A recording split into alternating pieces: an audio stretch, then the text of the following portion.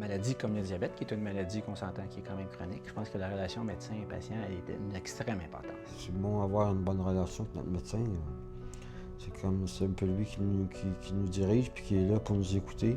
Je pense qu'il marche le mieux, c'est vraiment que le patient prenne sa propre décision, qu'il participe avec son médecin en étant bien informé à ce qu'il est prêt à faire. En fin de compte, c'est nous, le patient, qui les prenons, les médicaments.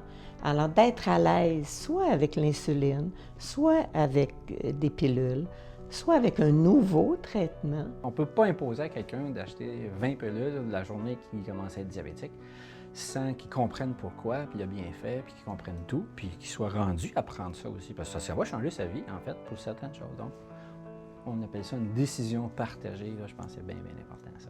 Si on est en confiance, c'est 80 je pense, moi, du succès de nos traitements. Parce que là, on parle d'observance. Hein? On essaie de convaincre de prendre l'insuline 4 fois par jour, puis en plus de faire des glycémies, puis en plus d'aller voir différents intervenants, puis faire de l'exercice. Eh, mon Dieu, qu'est-ce qui reste de drôle dans la vie, là? C'est pas mal astreignant, ça, tout ça. Fait que je pense qu'à ce moment-là, pour que le médecin soit performant dans ça, il faut que le médecin sache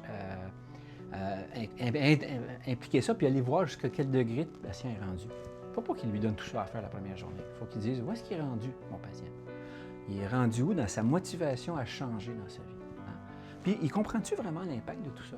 Hein? Fait que donc, je vais aller chercher, je vais aller lui demander qu'est-ce qu'il était prêt à faire, puis où tu es rendu. Est-ce que c'est faisable pour toi de commencer à faire l'exercice? Est-ce possible pour toi de commencer à prendre ces 3 pilules-là? Puis en sachant peut-être un peu d'effets secondaires. Qu'est-ce que ça a de l'air? Oui, OK. Ah, je ne suis pas rendu là du tout, je ne suis pas motivé, je viens de savoir de ça. Bon, OK. On va peut-être retrouver un autre chemin, puis on verra, on pourra revenir plus tard. Donc, je pense que le bon médecin, je pense que c'est celui qui est capable de dépister, d'analyser le degré de motivation de changement, le changement que ça impose. J'aime pas dire changement de comportement parce que je trouve que c'est péjoratif, mais changement dans sa vie, d'intégrer la maladie avec sa vie de tous les jours. Ma relation avec mon médecin est excellente. Je suis très confiante en lui et je pense que lui aussi me fait confiance. Il faut ne pas avoir peur de dire les vraies choses, puis la non-adhérence aux médicaments fait partie, la non-observance, puis vraiment dire « je ne suis pas capable de faire ce changement-là dans ma vie. C'est vraiment trop compliqué pour moi. » Fait que c'est important d'être honnête de le dire au médecin, puis si le médecin est une bonne entrevue motivationnelle, il va réussir à ce moment-là à aller regarder pourquoi ça fait défaut de ce côté-là. Puis je pense que de se cacher ça, les gens ne réalisent pas au début qu'ils se font du tort à eux-mêmes, c'est sûr et certain. Ça, c'est évident.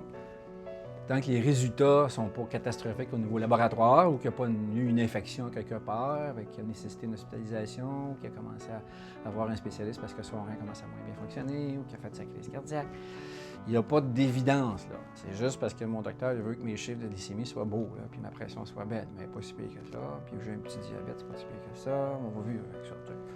Ça fait pas mal. C'est important de ne pas se sentir coupable parce que tout à coup, on a été moins bien, on a pris un peu de poids ou on a eu de la difficulté avec certains médicaments, etc.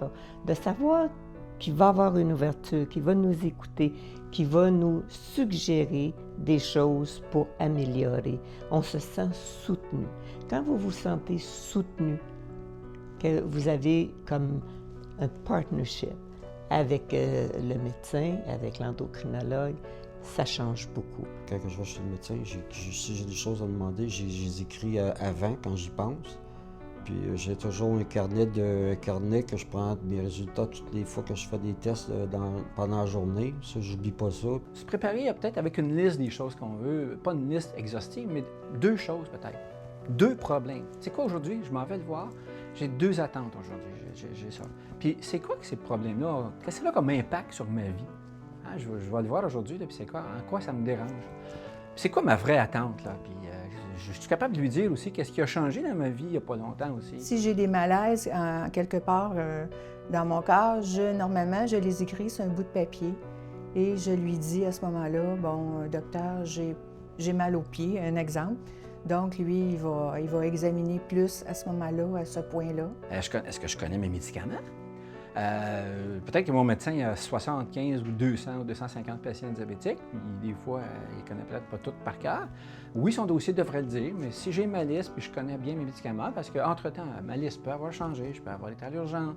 Fait que bien préparé, c'est avoir sa liste de médicaments, C'est quoi que je veux en sortant du bureau qui va être réglé ou pas. Et c'est important de lui dire tout ce que vous avez eu pendant les 4 derniers mois. Aller le voir avec le sourire, puis... Moi, habituellement, ça va bien.